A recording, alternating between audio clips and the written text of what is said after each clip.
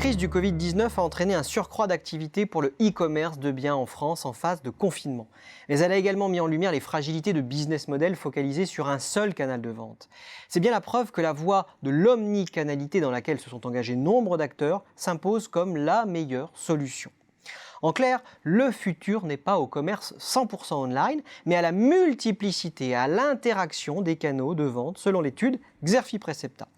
Sauf que la mise en place d'une architecture omnicanale implique de lourds investissements. Or, dans le contexte actuel de crise, les capacités d'investissement des distributeurs vont se réduire et les problèmes de trésorerie devenir très aigus d'ici la fin de l'année. Ils vont aussi devoir adapter leur stratégie à une consommation en berne, résultat d'un pouvoir d'achat durablement écorné.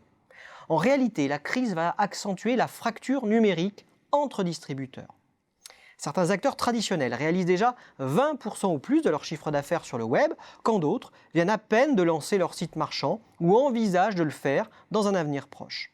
La majorité des click and mortar n'ont ainsi pas atteint leurs objectifs en matière de vente en ligne. C'est entre autres le cas des groupes de la grande distribution alimentaire, pourtant champions du commerce dans l'Hexagone. Certes, les distributeurs traditionnels dominent encore l'univers du commerce de détail en France, mais ils cèdent peu à peu du terrain aux pure players du web. Avec un volume d'affaires estimé à plus de 7 milliards d'euros en 2019, Amazon pèse à lui seul plus de 15% des ventes en ligne de biens. Alors quelles sont les stratégies des distributeurs pour mener à bien cette transformation digitale ? Après avoir longtemps adopté une posture défensive face aux géants du numérique, les distributeurs sont de plus en plus nombreux à rejoindre les écosystèmes des GAFAM et autres BATX et à envisager des partenariats. Le plus emblématique est celui qui lie Carrefour et Google. Ces alliances sont pourtant à double tranchant pour les distributeurs. Pour donner un coup d'accélérateur à leur processus de transformation digitale, ils peuvent en effet profiter d'audiences considérables, proposer des services innovants aux clients et bénéficier de l'expertise des géants du web. En contrepartie, le risque d'une intermédiation croissante de la relation client est bien réel.